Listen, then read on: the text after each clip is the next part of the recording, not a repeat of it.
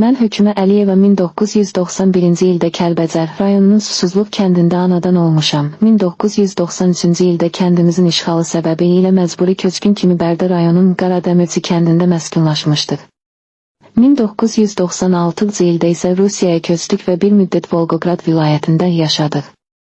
1-ci sinifdən 6-cı sinifə qədər şəhərin 178 nömrəli məktəbində oxudum, daha sonra Gəncə şəhərinə köçdük. Təhsilimi burada davam etdirdim. Gəncə şəhər Veyselov adına 30 nömrəli orta məktəbi bitirdikdən sonra 612 bal toplayaraq Bakı Dövlət Universitetinin Hüquq fakültəsinə daxil oldum.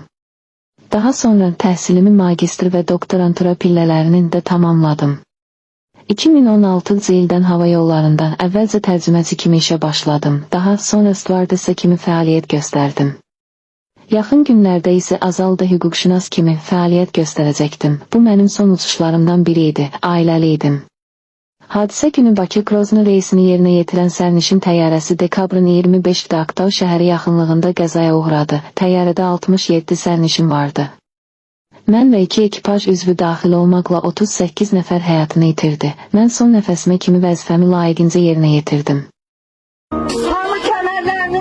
Hörmətli sərnişinlər, təlimata uyğun hərəkət edin, hər şey yaxşı olacaq.